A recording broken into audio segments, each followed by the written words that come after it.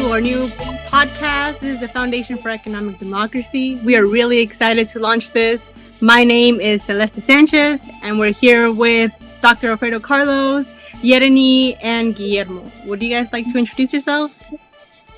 Thank you so much, Celeste. My name is Dr. Carlos. I'm really excited about this new podcast that we're putting together, Sembrando Ideales. We're going to talk a little bit about what that means and why we chose that name in a little bit. But yeah, we're super excited. Just introducing myself really quickly, I'm a professor at Cal State Long Beach in political science. Really, I'm also the director for the foundation, and I care about economic democracy. I care about social justice, economic equity, and I'm excited about doing this with y'all. As are we. So we're just going to go ahead and have everyone just talk about why they began to join the organization and why they're excited for this project, what this project means for everyone. How about Guillermo and Yereni introduce themselves also, and you too? Okay, right. So I'll start. I'll start off. My name is Guillermo, and the reason why I joined this was because I had done an interview with Dr. Alfredo Carlos, like 2 months ago, or a few months ago, back when we were in school, and it was really a really interesting conversation to have about the pandemic and to have about how it's affecting Latinos and African Americans. So we decided to expand on that, to continue having a conversation about anything. And I think it's really, for me, economic democracy is also really important, and these issues are really important. So it was really important for me to join the organization and continue on with this. I'm really excited for these conversations that we're going to have with you guys. Well, hi everyone. I'm Yereni Talamantes. I am currently a student at Cal State Long Beach, going on to my fourth year.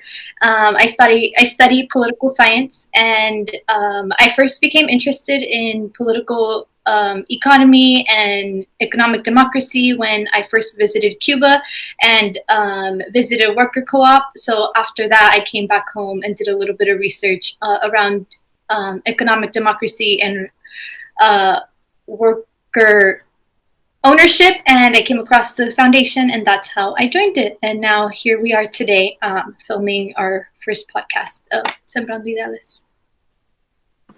And lastly, I'm Celeste Sanchez. I live in Long Beach. Long Beach is my home. I am a political science major as well at Cal State Long Beach, going on to my third year. The reason I got involved with the foundation, not with the podcast, is because I had learned about economic democracy in one of my classes, and we had talked about co-ops a little bit, but I wanted to learn more about how economic democracy could be a way in which we could move to and help address all these issues that not only affect Long Beach, but also just many cities, like gentrification, environmental racism, so many issues that are so tied to our daily lives. So that's why I got involved. I wanted to get involved to learn and to be involved in actions that help address these issues and solve them. And so, as Guillermo mentioned, we're really excited to launch this because the podcast is about having these conversations about issues that affect us, and just trying to envision what we want for the future and how we can move forward. So thank you everyone for joining us. Thank you.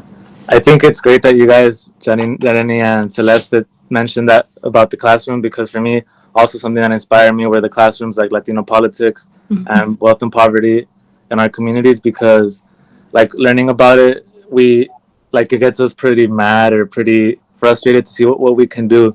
So I think having these conversations through here is, I think, really like something where we could put like what we've learned into use, kind of.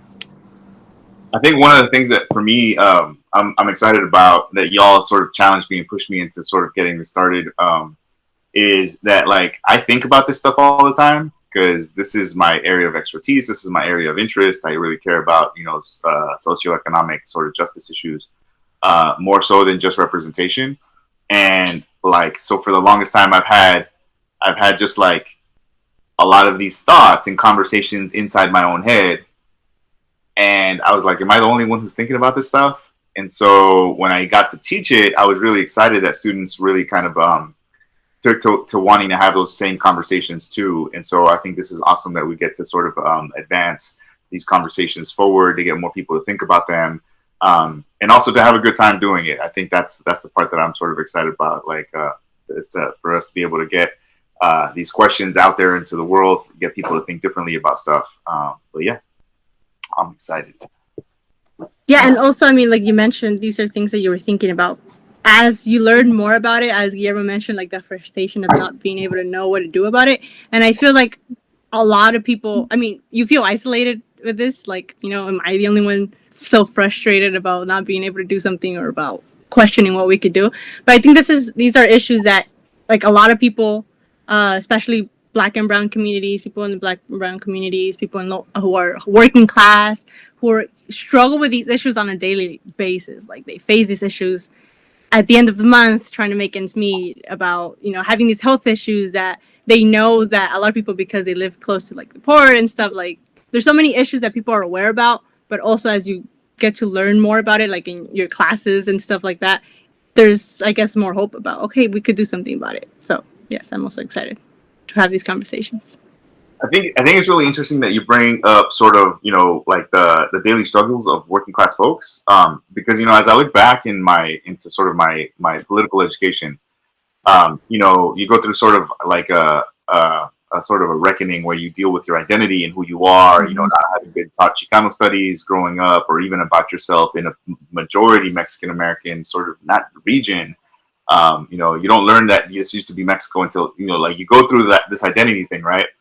But in terms of how I identify it, like when I look back at my life, like I am Chicano, I'm brown, I'm Mexican, I was born in Mexico, like all that, right? But what I identify really with most, because it was my experience, is working class. I think back about sort of the arguments my parents used to have, and you know, they never argued about their identity, like they just knew what it was, or never even just questioned it. They argued about, you know, how are we going to get food on the table? They argued about, you know, like, you know, can we take a trip, or no, we need to save money to, you know, buy a house, or like, and so that financial piece, you know, I grew up poor. And so that financial piece was like an everyday part of my identity. And so I always had that question, like, how come people have these cultural identities? I got no problem with that. But at the same time, I feel like a lot of people don't really like pay attention to like the economic situation that they're existing and live in, and question it, like how do we get to wage work, that kind of stuff. So that's really what I'm excited about exploring in this podcast. And so when we talk about the purpose of the podcast, I think there's a lot of different ones, and I think we all have different visions for it, but I think they're related. Maybe we can start by sharing what some of those visions are for those projects from some of y'all. I think it's really interesting that you mentioned that about the identity thing, the struggle with having with parents, talking with elder people, because for them, like you said, it's something that they've lived through. So when we learn about it, it's like different. It's like, I don't know, it's something that's hard to make them understand. And it's really, I think that is something that's interesting, that unifies us more, like the struggle with the working class, like that identity, that could be more universal for them to see how, like, a lot of the working class is, like, has been going what we're going through, especially in current context, right, with COVID-19. Like, it's, you know, workers across the board, regardless of your racial and ethnic background, are struggling right now. Obviously, there's different like disparities on where you're at in the system, but like still, like, I mean, there's like 30 million unemployed people right now. Yeah, and then I think also, like, looking at the numbers, it kind of shocks you, but then we see it every day. You know, we see those people who are out working. You know, it's my best friend, it's my brother, it's my mom. You know, it's all those things that it makes it seem like it's a big number, but it's like, no, it's right at home. You know, so kind of seeing that and bringing it back, kind of, I feel like, humanizes the issue, and also just you relate to it like nobody else as well. Yeah, and as you guys were mentioning, I feel like a lot of people, like, they understand, they know these issues exist. Like, it's not more people are having conversations now. It's like more aware on social media. You see it more. There's more sources to get more informed of, hey, this is like Yereni said, in such close proximity to my daily life. But I feel like people have known this for so long. Maybe not to like what degree they're affected to, but they live it, right? Yeah, so like, exactly. So I think that's the beautiful thing about really political economy is that like it's just really trying to understand these lived experiences.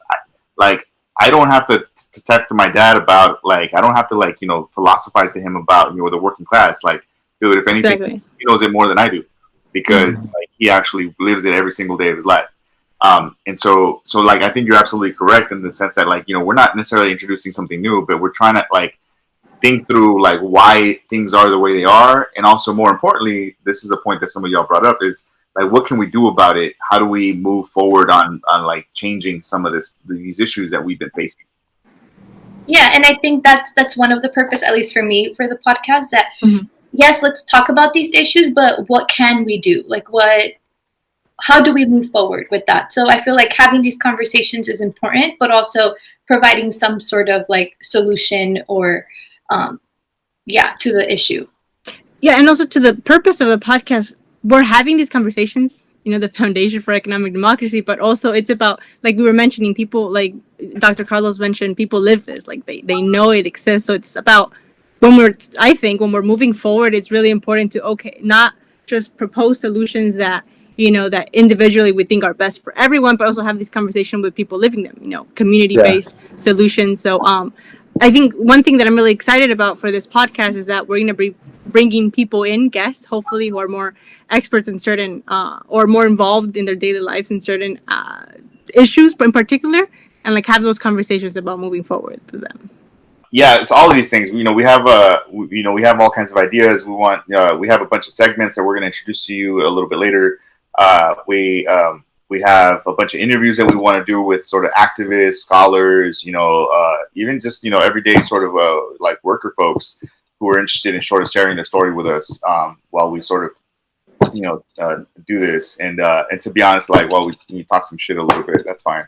That's always a little bit fun in terms of like, I mean, because there's a bunch of crazy shit going on in this country right now. Like, was it just yesterday?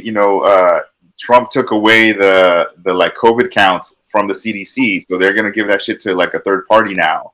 Like it's just like there's just so much shit to talk about, and we're excited to talk about it from a very critical perspective, and we're gonna be honest from a very sort of radical perspective, from the perspective of when I say radical, it's not extremist. It's we're looking to get to the roots of some of these issues, and that key piece is how do we move forward and build a better tomorrow. That's really what the foundation is about, and this really actually gets to the name. So maybe we can talk a little bit about the name right now. Like, why did we choose to call it Sembrando Ideales? I think this is actually like a long story, but it's also really quick. Yereni, you want to kind of start us off? Yeah, so I'll start with the short story. Maybe another day I could get more into detail, but during online classes, one day I was taking a class with Dr. Carlos, and he was talking about the Zapatista movement, and he showed us his poster in class, and the name of the poster said Sembrando Ideales. And at that moment, it clicked. I was like, this is it. This is the name. Because previously, Dr. Carlos and I had a meeting, and kind of talked about what we wanted to do with the podcast and how to like move forward with it, and it just made sense because it literally embodies everything we're trying to do. Sembrar Ideales, planting a seed for future generations, but also for communities and people who are struggling and who could identify with the podcast. So I feel like, in short, that's kind of like the story and the name of Sembrando Ideales. Yeah, I think sort of that really the piece that's really key is the planting ideals. Like, if we want to build a future, we have to build a culture that will accommodate a more cooperative, more collaborative future. And so I really loved it when you suggested it from a lot of different perspectives, and maybe I'll give the longer version. Is in the longer version is really sort of on a personal level. So I got that poster that I have that says it's a red star It says Sembrando Ideales, and then it has at the very bottom, it has the EZLN, La Lucha Sigue, Ejército Zapatista de Liberación Nacional. I won't get into Mexican history. Maybe we can do one podcast specifically on the Zapatistas. But basically, it was an indigenous rebel group that rose up in the state of Chiapas in 1994, particularly advancing indigenous struggles. In Mexico, the indigenous folks there are like, African American folks and Native folks here, sort of put to the margins, completely, devalued and dehumanized. And so when I was a young college student, they had been around for no more than 4 years when I started college. And so everyone in college was really influenced by them. And what I mean by influenced by them is really the idea that, they have a bunch of little sort of mottos, and all of their mottos is really about solidarity. They're about sort of collective work. And one of the famous ones is, we want a world where many worlds fit. And so the fact that they promote autonomy, but they're not trying to take over Mexico, they're trying to create sort of more democratic spaces. And to me, what they did is they did exactly that. They sembraron ideales. They planted ideals. For people like me, as a young person looking, to change the conditions in which I grew up in, that was like a first look into what a democratic society could look like, and a truly democratic sort of society, autonomously.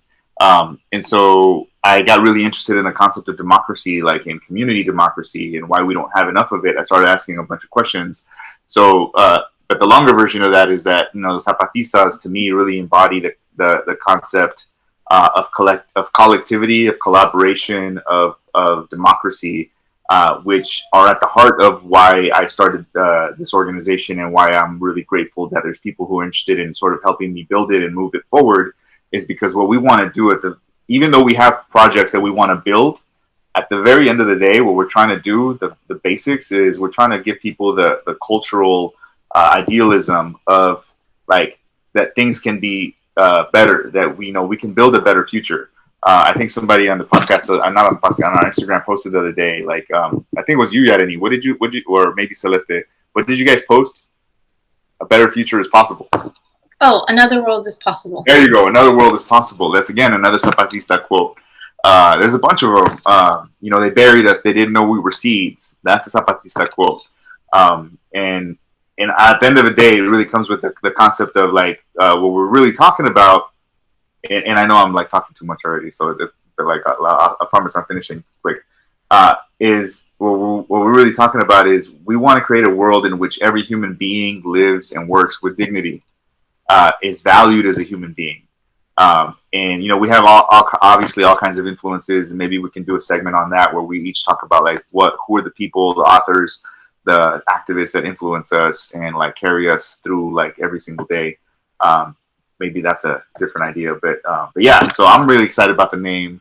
I never even thought about it, and then Yareni mentioned it to me, and I was like, dude, it completely makes sense, because that's what we want to do. We want to plant seeds of the future. And that often, honestly, I'm really inspired by the fact that, and I'm really happy that the people on this podcast, that I'm the old one. And that it's younger folks who are wanting to and willing to take up the mantle to kind of drag us into the future, really. Okay, that's enough. I don't want to do the Joe Rogan thing where I talk for an hour, even though I can, and I'm smarter than that guy.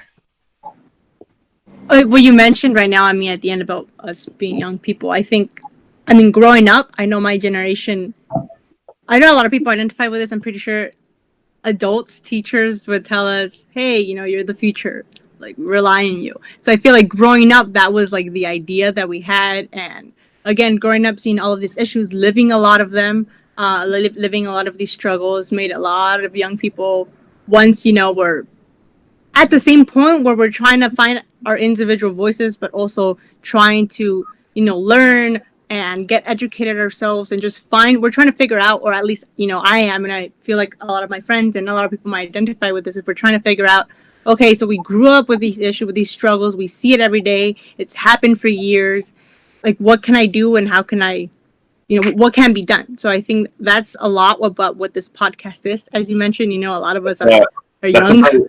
That's a very Leninist, not Leninist. That's a very Lenin question to ask. I don't know if you know he has a piece that's I called don't. "What is to be done," What is to be done? and I think that's a very sort of prescient question that like me as a former young person, fuck man, I'm turning 40. Like that's a whole other conversation I'm dealing with. But like when I was y'all's age, when I was young, like I felt the same thing, right? I felt like things are bad. I don't, and I think this is a key piece of the foundation is that we want people to be successful, but not individually successful. We want communities to be successful. Like, and this system was made to create to get us through and to try to like achieve individual success. And I'm semi-successful. I'm a professor. I have a nonprofit. I'm like, I'm doing well. I'm doing okay financially. I could be doing better. I don't own my own home. All that. I don't want to get into that. Damn boomers ruin the economy for everybody. But I think one of the things that's important is that I lost my train of thought. What was I going to say? This is what happens when Dr. Carlos goes off on a tangent. Is What was I saying? You're saying a lot of things. Individualism. That however. Right. Thank you, Guillermo, for bringing us back. So individualism is that like what we want to do is that's not enough for us. It's not enough for me to be individually successful when the community that I grew up in is still living in the conditions that I grew up in. So there's still undocumented folks in that community who are getting harassed by ICE. There's still like working class kids are getting harassed by the police. And so one of the things that we want to sort of tackle in this podcast is to really deal with those questions. How, and also the foundation. How do we create a different world where it's not just about individuals succeeding and becoming financially well off and moving out of the neighborhood, but how do we change that dynamic where neighborhoods have to like jump through these hoops and achieve the American dream individually when communities are still suffering? And I think that's really important that you sort of brought that up, Celeste, that like what is to be done. Well, that's what we're going to explore in this podcast, and we're really excited about that. And there's so much to be done that like every day there's something new, like the Goya thing with Trump and the family. Like it relates to what you're saying about the individualism, because Goya was praised by the Trump house, their family, because they praised Trump, and then their media publicist was going off on Twitter saying how can they protest Goya when they've done so much to serve the Hispanic community. That's what the Trump media person said. But then you see what you're trying to defend a company that's serving Hispanic communities, but the Hispanic communities, Latino communities are still suffering. But I mean, even you're serving. What are you serving then? Like, how much of that food is trash? Like all that canned food, like all that. I hear the same thing when people talk about the Doritos guy. So the story about the guy who invented hot Cheetos. So, like he used to be a janitor there, and then, he pitched the idea, they took it, and then it blew up, right? And so, oh my God, he's Latino, he's the vice president of, I don't know what his position is, I know he's a VP in the company somehow. And he's a Latino success story. No, he's a person who peddled like really crappy food to the Latino kids who are now like in sort of massive, and I think it's worse than COVID, massively getting type 2 diabetes, like children with diabetes, because all they eat is this nasty ass shit that like eats away at the stomach of like little kids. But he's somehow supposed to be like the sort of poster child for Latino success. It's like, well, if the only way that we can succeed is by the exploitation and really the death of others, like how is that success? And so that's what we want to do, is we want to redefine what success looks like. We want to talk about community wealth. We want to talk about, empowering workers, empowering worker ownership, empowering community ownership of land and stewardship of land. And Yeah, and something just important to highlight, like these are conversations that we're going to be having, but there's no one right answer of, what are the perfect next steps or what exactly has to be done. But I think it's important to have these conversations of like, okay, what do we envision? How can we move forward? It's not like this is how we must do it, but this is how we think is a way that can ultimately guide us to that better future that everyone envisions. And that's what these conversations in my opinion are sparking. Okay, why can't everyone? Let's just envision together what we want to see and how can we get there.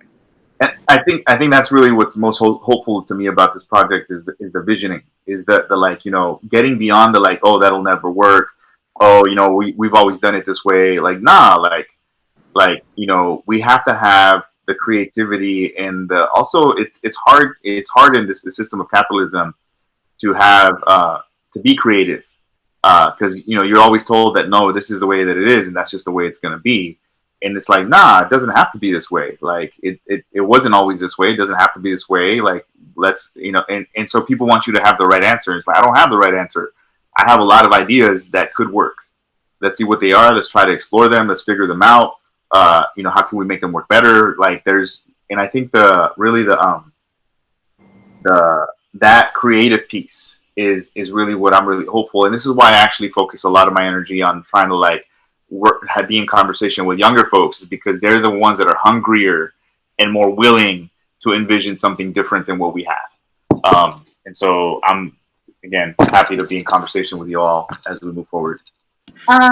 Okay, so what you guys can expect from our podcast are several different segments. And one of them, two of them that we want to talk about today. The first one would be, it's expensive to be poor. So we really wanted to include this segment into the podcast because I think all of us, correct me if I'm wrong, we've all taken like a class with Dr. Carlos, and he usually starts his classes with this topic, like why it's expensive to be poor and like what are the conditions made that people struggle to be poor, and that kind of contradiction that, okay, how is someone poor? How can it be expensive? Yeah. So I like, this is honestly just shit that I thought about growing up as a kid. Like, why the hell does a gallon of milk cost $6 at a liquor store, which is really close to my house, but the grocery store is $2.50, right? Yeah. And so there's all kinds of little ways in which, there's added taxes on poor people that people don't see as taxes. They just see it as part of their daily costs, but they're only done on, like, only poor people have to pay them. And we can explore these more in detail later on, but like one of them, for instance, is that, a lot of Latinos, a lot of working class folks, they have to pay to cash their checks. Like, it is completely stupefying for me to really understand why poor people have to pay to use their own money. Like, that's fucking stupid.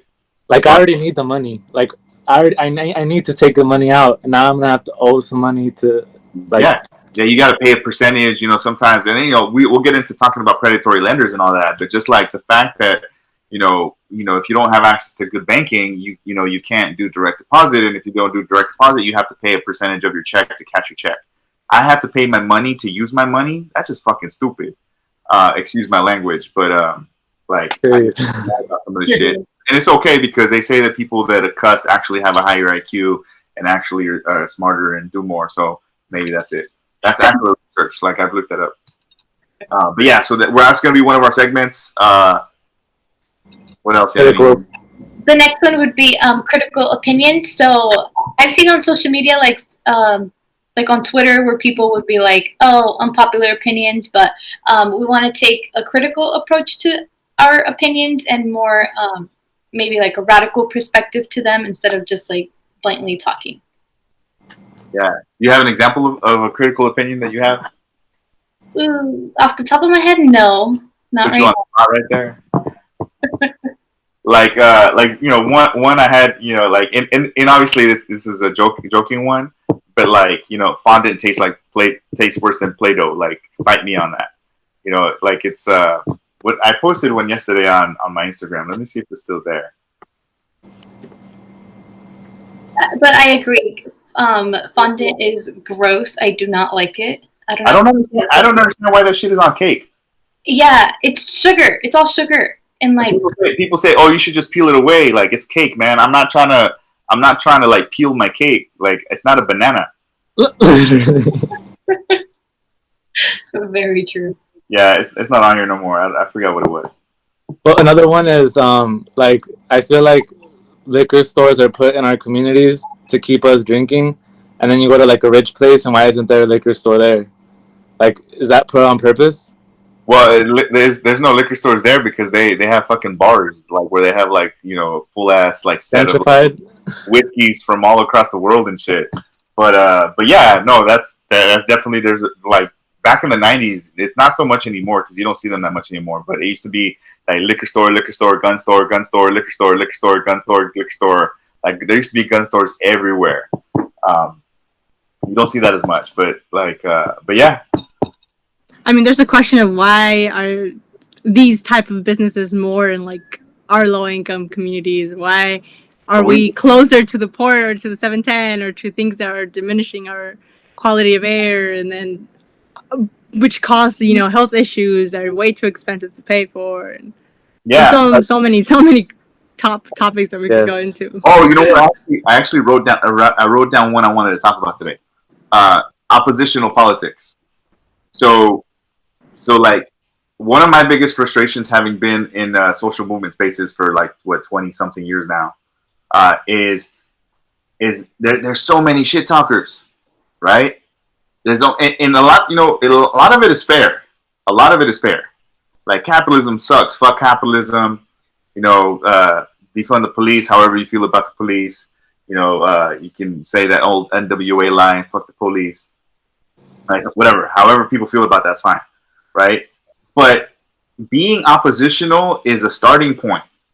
Like a lot of the critique that oppositional folks have is fair. Like yes, you can throw stones at capitalism. Yes, let's definitely critique and talk shit about the police and how it treats people of color.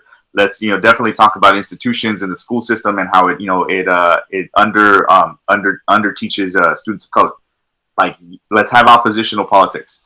But that's the starting point. Like if you want to change and you want to create change in the community, you have to figure out how to deal with those institutions.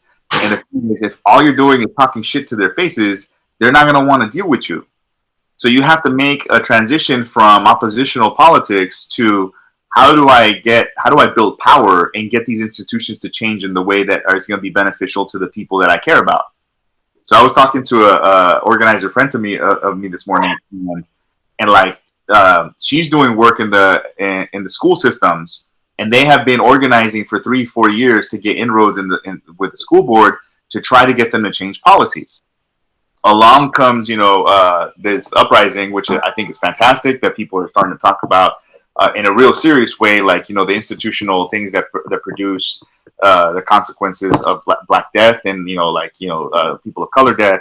But then if you're going to take that conversation to school, it can't just be oppositional because the school board is going to be like, well, fuck you. All you're doing is talking shit to us. Like, why would I want to work with you if all you're going to do is like yell at me? Right. Mm-hmm. And so I think that transition needs to be made. Like, yes, you should. And I don't want to say don't be oppositional. It's just that you can't stay there. You can't stay oppositional. I'll give you another example. A long time ago, there's a dude. He's a poet who I follow on social media, and like a lot of Marxists or like a lot of socialists, they're like fuck capitalism. Seize the means of production. And I asked him, well, how? And he's like, I don't know. I mean, that's for other people to figure out. Okay, so like, what's the value in just being oppositional? Like, we have to move beyond a place where we're just throwing stones at somebody and figuring out how do we build the things that we want. And building requires collaboration, even with sometimes with people that you might not want to work with. Building, like it's not like you can say like defund the police and just like pretend like they're still there. Even if you start defunding them and start funding other community programs, like they're still there. Like you're still gonna have to deal and work with them until you figure something out, until you transition out, and that requires building relationships. That requires like a very different mindset than just being oppositional. Like that requires like trying to build solidarity. That requires a community building. That requires relationship building, and moving past oppositions. And that's probably an unpopular opinion because it's easy to just be a shit talker. Yeah. It's like, go ahead. It's like when you were saying like in class one time that if we were to throw down the government and like literally start a revolution and like if we have no plan, we're just gonna be left there. Like, what's next? So it has to be strategy, like collaborative, cooperatives, like some sort of system or strategize with what's What gonna happen next. and let's actually, like in taking your case, it's like you can't just get rid of the people that embody those institutions either, right? Like even if you defund the police, those people who used to be police, they're still there. Yeah. Like you can't just like close. You can't do the Thanos thing and just like snap your finger and get rid of those people, right? Like you can't do that. So, and the other question here really is, and for me, I'm really informed by pedagogy of the oppressed. Is like, do you want to? No, those are still human beings. Like, how do we get those people on board? How do we get them to see the like from our perspective, our experiences? You like that's really the goal is not to just get rid of the folks or whatever of their jobs. It's like like how do we get them to see like, hey, maybe as a part of defunding the police, how do we create programs of transition for those people who are police who maybe don't want to do policing anymore but still want to help communities? Maybe they can be the first people who transition into social work jobs, the crisis response teams. Maybe they want to transition into maybe we provide those opportunities. But it's a lot easier to just say, well, F the police and then defund them, right? Cool. Like, no argument there. But what does that look like? What do you mean by defund the police? And then how is that going to make them feel? There's all kinds of people that have sympathy for those folks because they have jobs, they have families that they got to feed, all that, right? And so, like, that's why, like, so today my critical opinion is on oppositional politics. I think it has a lot of value, and I think a lot of times we have to be oppositional. We have to oppose the structures of exploitation in our society. We have to oppose systems of oppression. We have to oppose those things. But that's a starting point. Like, how do we move from there to sort of like to change? How do we build relationships with the people who have the keys to power to get them to change their perspectives on these things and to push in the direction that we want them to push it in? And I think that takes a lot. It takes a lot more work to do that, and that's why people like it's not easy, and that's why people stay at the like just talking shit level. Which don't get me wrong, I like it. I like talking shit. It's like AOC. She went into the system and she's trying to trying her best in the system to make a change, and there's still people that talk shit about her. There's still people that say she's not doing enough. Like, it's like, what more? What can she do? What can others do? I think that calls for us to recognize that like we can't rely on saviors. Like, she's doing her best, but if we're like, before we talk shit about people who are trying, like that means we got to step up. That means that, like before you open your mouth and start talking mess, and maybe even if you do, that's fine. I have no problem with freedom of speech. I think people need to be like, okay, what am I doing to improve my community? What am I doing? What have I done? What have you done for me lately? That song, Then that's the hard part. Like you mentioned, that's the hard part. That's why it's a lot easier to talk shit than to actually do something, than to actually go out to your community and canvas, phone bank, like all that stuff. It's hard work and it's not easy. So again, like it's just easier for people to sit behind a screen and talk shit instead of being proactive. Yeah. And even for people that are being proactive, it's like, how do we think strategically? And there's different methods of being proactive. Protesting and being oppositional is important, but how do you move from that space into like organizing for real change and power? And those are two different things. But yeah, so that's my critical opinion for today.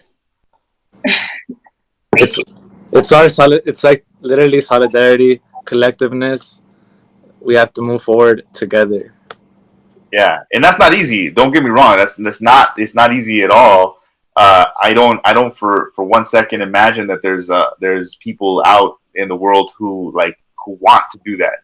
Like, there's a lot of stupid people, and I mean, the COVID context, it shows you that. Like, there's hella people who just refuse to wear a mask.